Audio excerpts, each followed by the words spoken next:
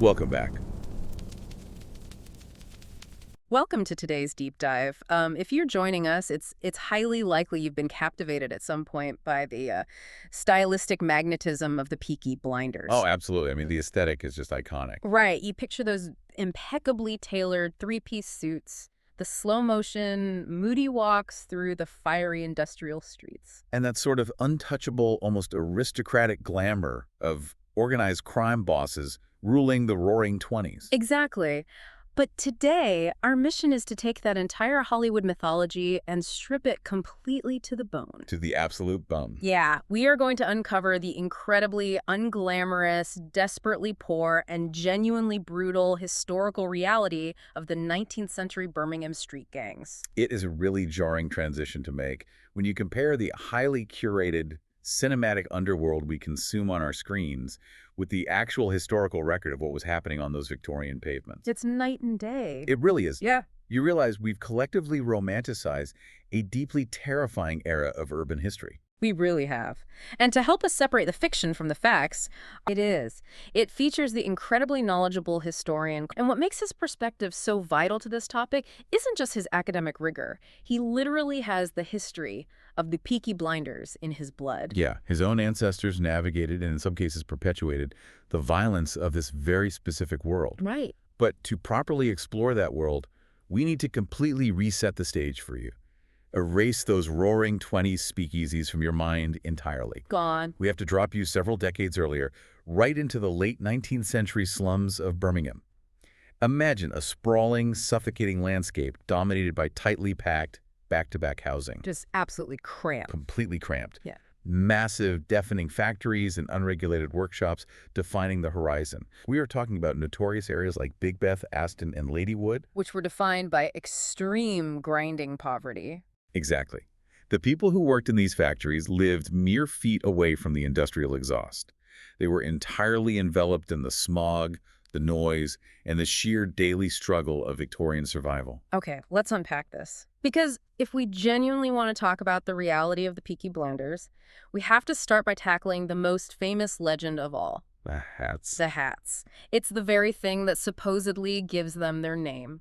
The myth states that these gang members meticulously sewed disposable safety razor blades into the peaks of their flat caps, Right. allowing them to whip the hats off, headbutt their enemies, and literally blind them with a specialized concealed weapon. It sounds terrifying. It sounds highly cinematic, Yeah. but looking at the sources, how much truth are we actually dealing with here? None. Absolutely none. The historical reality check here completely obliterates that myth. Yeah, there's several undeniable points that make the razor blade story impossible. The most glaring issue being the basic timeline of consumer goods. Right? Disposable safety blades, like the ones famously patented by King Gillette over in America, simply weren't mass-produced or sold in any significant numbers in England until just before the First World War. So by the time a disposable razor was a common household item, The actual terrifying era of these specific Birmingham street gangs had already faded away. the timeline is totally out of sync. But honestly, even if the timeline did line up, the basic economics of the slum makes the myth totally laughable. For sure. These gang members were living in the absolute poorest conditions of Birmingham. They were not wealthy crime syndicates swimming in illicit cash.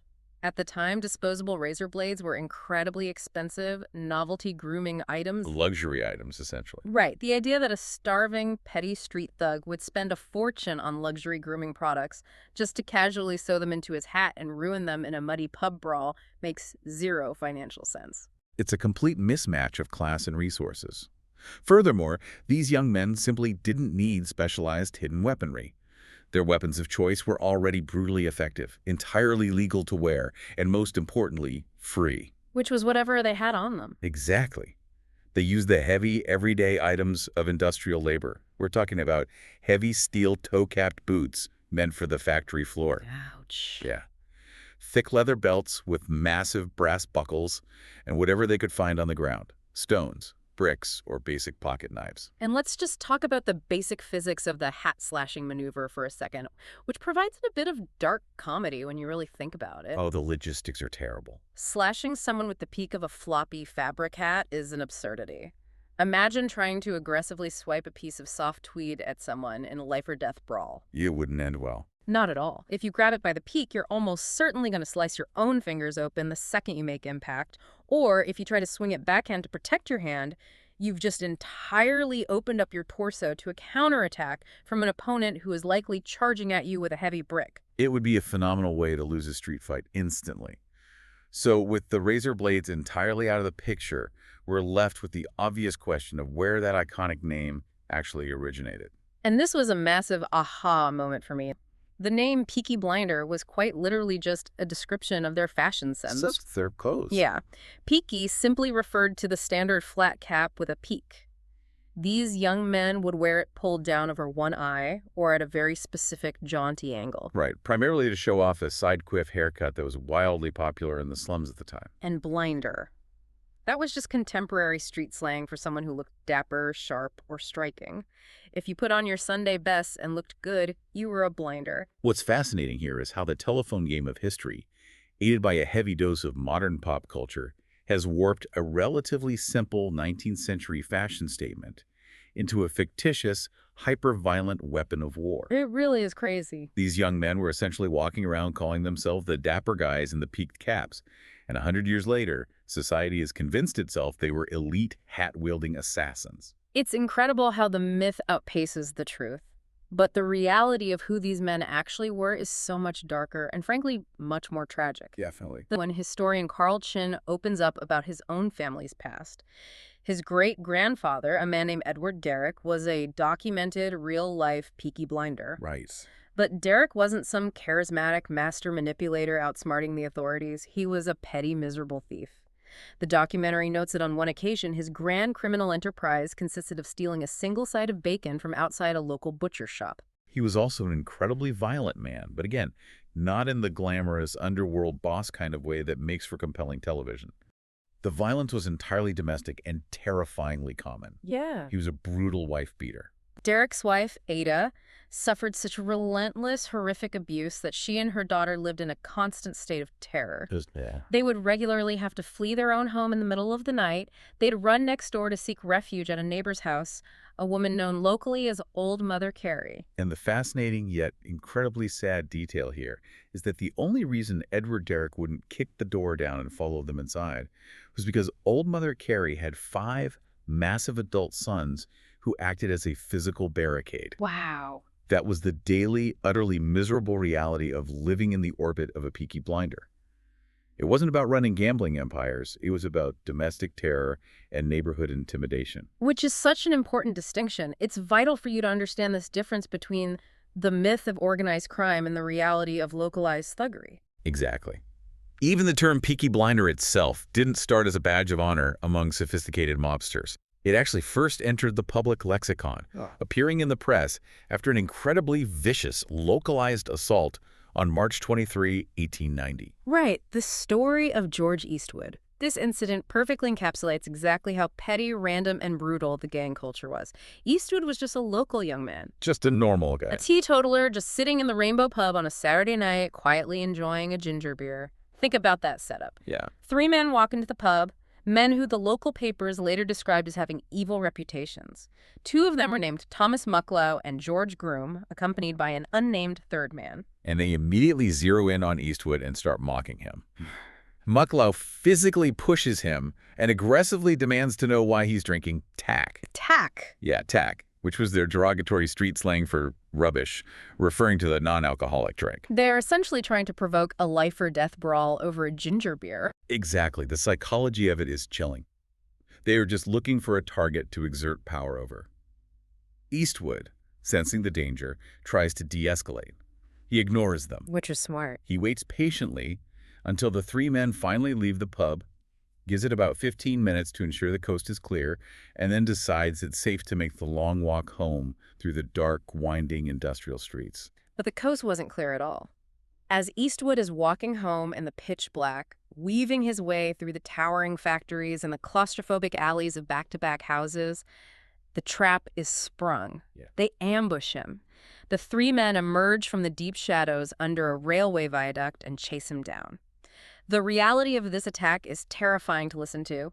Groom shouts to his friends, "Give it to him, hot lads." Horrifying. He punches Eastwood to the ground, and the three of them immediately start kicking him mercilessly with those heavy, steel-toed factory boots we mentioned earlier. And this is where Groom employs his actual weapon of choice, which is far more gruesome than a razor blade and a hat. He takes off his heavy leather belt. He wraps the leather tightly around his wrist and knuckles so that about 8 inches of the belt is swinging free, leaving the heavy, solid brass buckle exposed at the end. Wow. He uses that buckle as a makeshift flail, slashing it down onto Eastwood's head and face over and over again in the dark. The violence is staggering. Eastwood only survived the ordeal because, in a sheer panic, he somehow managed to scramble to his feet, sprint blindly down the street, and literally vault himself over a brick school playground wall. Just pure adrenaline. Pure adrenaline.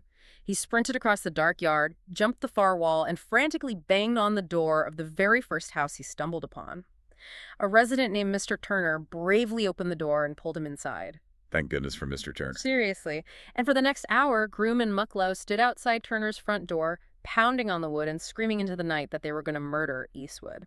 The fallout of the attack is equally revealing. Only Mucklow was arrested that night, eventually receiving a sentence of hard labor. Groom and the third attacker simply melted back into the slums and got away. Unbelievable. But it was the following Monday when the Birmingham Mail published a sensational report on the incident, explicitly calling it a terrible attack carried out by the gang of Peaky blinders. And the major takeaway for you here is stark. You're not looking at a sophisticated, multi-million-pound illicit empire pulling the strings of local government. You're looking at 3 thugs nearly beating an innocent man to death under a bridge with a belt buckle because he happened to be drinking a non-alcoholic beverage.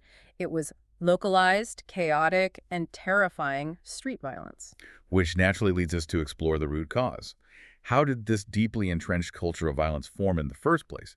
Because this rampant ruffianism, as it's often called in the historical sources, wasn't an isolated phenomenon in Birmingham. Right. It actually erupted in the 1860s across multiple booming industrial hubs, including Manchester, London, and Liverpool. So what exactly was the recipe for this specific brand of urban disaster? It was a highly combustible socioeconomic context. Yeah. You had a massively expanding, heavily concentrated population pouring into these cities for factory work. Crucially, it was a very young and extremely poor demographic. Right. They were crammed into these suffocating back-to-back slums. There was no urban planning for human well-being, absolutely no green spaces, no parks, no recreational facilities, and extremely limited opportunities for any kind of social mobility. Picture a typical Sunday afternoon in the 1860s. Sunday was the Lord's Day, and crucially, the only day these exhausted young factory workers had off from the grueling machinery. But they have literally nowhere to go. Nowhere. So they begin gathering on the wastelands, the dirt patches, and abandoned lots between the factories. And to pass the time, they play illegal coin-flipping games. The most popular was a game called pitch and toss. Right. The rules were simple. They'd throw pennies against a brick wall, and whoever got their coin closest to the wall got to gather all the coins, toss them in the air, and keep every single one that landed on heads. To a modern observer, a group of teenagers flipping pennies in a dirt lot sounds incredibly mundane, almost harmless. Completely harmless. But this was the undeniable catalyst for decades of gang warfare. The respectable, middle-class Victorian society was absolutely scandalized. Not only were these young working-class men engaging in illegal street gambling, but they were loudly participating in these rough sports on the Sabbath. A horror. Right. The moral panic was intense. So the middle class leveraged their political power and put immense pressure on the newly formed, still developing police forces to go into the slums and forcefully crack down on these gatherings. And the domino effect here is tragic. The police march into the wastelands to break up a simple game of pitch and toss. The young men, who already feel deeply marginalized and feel they have absolutely nothing else in their life to call their own, decide to resist this policing. Right. They band together to physically fight the cops. And from that initial violent pushback over a coin game, an escalating 40-year cycle of violent street gangs was born. It rapidly evolved into an ongoing war. Initially, it was a unified front against the authorities, but inevitably that aggression turned inward and they began fighting each other. The violence became incredibly almost absurdly territorial. The brilliant way to understand this psychology.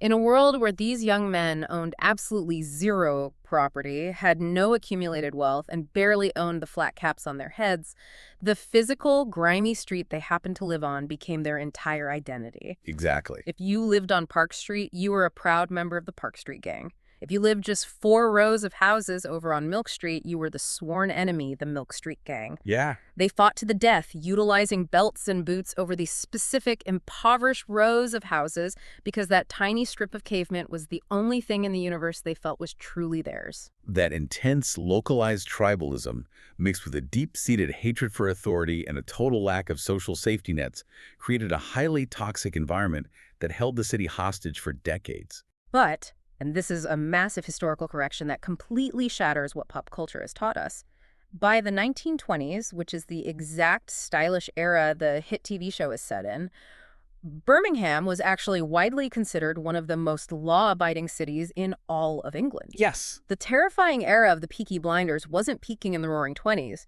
It was already completely over. The gangs had been effectively dismantled and erased from the streets. And to disappoint the Hollywood screenwriters, they weren't taken down by a rival mafia family in a highly choreographed slow-motion shootout. Here's where it gets really interesting. The actual defeat of these entrenched gangs was achieved through a highly effective, deeply practical, two-pronged approach. And the first prong wasn't about violence at all. It was entirely about organic social change. Astute community leaders began to realize that simply throwing these boys in jail for a few weeks wasn't solving the root issue. They had to redirect their chaotic energy. You had proactive vicars and priests stepping up to the plate. In Birmingham, figures like Father Pinchard began opening youth boxing clubs right in the heart of the slums. The philosophy was brilliant. Take these young men who are already predisposed to fighting, put them in a controlled ring, and teach them how to fight fairly. With strict rules and discipline. Exactly. Instead of relying on dirty street brawling with belt buckles. Simultaneously, you see the massive rise of organized football. Local teams started popping up in all the back streets and churchyards of cities like Birmingham and Manchester. It was huge. Suddenly, instead of the Park Street gang engaging in a But organic social programs, as vital as they were, couldn't finish the job alone. They had to be paired with the second prong, a massive, sweeping overhaul in local law enforcement. And that brings us to the appointment of the new chief constable of Birmingham in 1899, a man named Charles Houghton Rafter. Rafter is a genuinely fascinating historical figure who saw exactly what was broken in the system. When he took command, the police force was vastly under-equipped, demoralized, and entirely incapable of handling the sheer brutality of the gangs. Absolutely overwhelmed. He completely transformed the institution. He launched a massive recruitment campaign, bringing in 500 brand new officers. But he wasn't taking just anybody off the street. He specifically recruited young, incredibly fit men who had to meet a strict height requirement of at least 5'9.5" Which is quite imposing for the era. Very imposing. And he had 3 non-negotiable requirements for every single recruit. They had to be able to read, they had to be able to write, and crucially, they had to be able to fight. He didn't just give them a uniform and a whistle. He put them through rigorous, formalized physical training. Wrestling, boxing, hand-to-hand combat. Yeah. And perhaps his most vital tactical change was sending them out on patrol in pairs. Before Rafter's tenure, a lone, poorly trained constable walking down a dark, unlit street would often just turn a blind eye to gang activity because confronting them alone was effectively a death sentence. Right. But 2 highly trained, physically imposing officers walking shoulder to shoulder, they systematically, physically took the streets back from the gangs. Rafter also strategically attacked the glaring legal loopholes the gangs had been exploiting for decades. For years, there was an incredibly lenient, almost farcical judicial system where a gang member could brutally assault a police officer, get sentenced to a month of hard labor by a magistrate, but then easily avoid seeing the inside of a cell by just paying a £1 fine. And how did these impoverished gang members suddenly produce a £1 fine? Through petty, localized extortion. They would simply do the rounds at the local corner shops, the butchers, and the pubs, intimidating owners into handing over a few shillings here and there until the pound was raised. So the justice system was a joke to them. A total joke. But Rafter ended that completely. He relentlessly pushed the local magistrates to mandate that any assault on his police officers resulted in a mandatory, unbuyable 6-month prison sentence. Serious assaults bypassed the local magistrates entirely and went straight to a major court. No more buying their way out of consequences. Exactly. Yeah. If we connect this to the bigger picture, though, Rafter's most profound and lasting achievement wasn't just deploying physical force or securing tougher sentences. It was the arduous process of restoring working-class trust in the institution of policing itself. This is such a critical point to highlight. For decades, the poorest communities were absolutely paralyzed by fear of the gangs. A chilling incident from the 1870s to illustrate this. It's a tough one. A young woman actually found the courage to testify in court against a gang member who had murdered a police constable. The murderer was ultimately hanged for the crime, but the young woman who testified was subsequently tracked down by the murderer's family and viciously knifed in retaliation. It's brutal. When that is the known consequence of speaking up, absolutely no one in the slums is going to willingly give evidence against a Peaky blinder. The wall of silence was built on pure survival instinct. But as Rafter's reformed police force became significantly more effective, visible, and capable of actual protection, the most vulnerable people in Birmingham finally began to feel a glimmer of safety. Which changed everything. It did.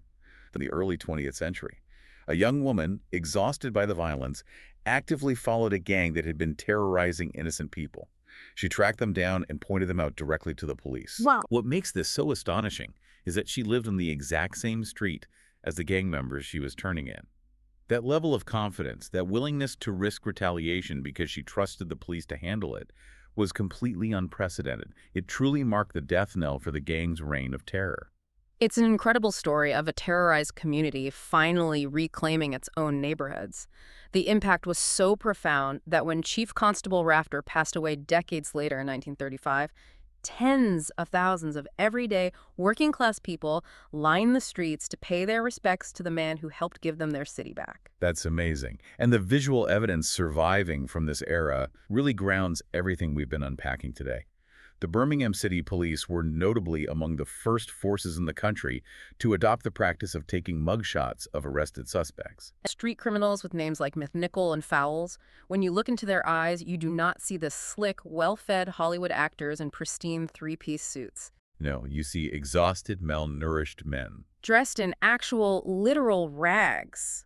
They might be wearing the peaked flat caps and the tied mufflers around their necks, sure, but their faces are unmistakably marked by extreme poverty, disease, and desperate, squalid living conditions. They weren't glamorous crime lords pulling off intricate heists. An incredibly tiny fraction of these street gang members ever managed to graduate into organized, lucrative crimes like running protection rackets on the racecourses. The vast, overwhelming majority were just deeply impoverished, violent men trapped in an inescapable cycle of slum life. Which perfectly synthesizes our main takeaway. History is almost universally darker, much grittier, and far less glamorous than the stylized fiction we prefer to consume. But in many ways, that unvarnished truth is ultimately more fascinating. It showcases real, flawed human struggles. It shows us how society actually evolves and how a vulnerable community armed with a mixture of grassroots social programs and dedicated reformed public service can actually triumph over its darkest and most violent elements. So what does this all mean for you as a consumer of history? I think it invites you to reflect deeply on how much of your historical knowledge is shaped purely by the demands of entertainment. We seem to have this strange, persistent eagerness to romanticize the most violent, brutal parts of our past. We effortlessly turn domestic abusers and petty street thugs who beat innocent men over ginger beer into stylish, compelling anti-heroes. It's an entirely natural human tendency to seek out a thrilling, digestible narrative. But actively recognizing the real, gritty history is crucial to understanding exactly how far our cities and our societies have actually come. It really is, and it leaves me with one final lingering thought for you to ponder on your own after we sign off.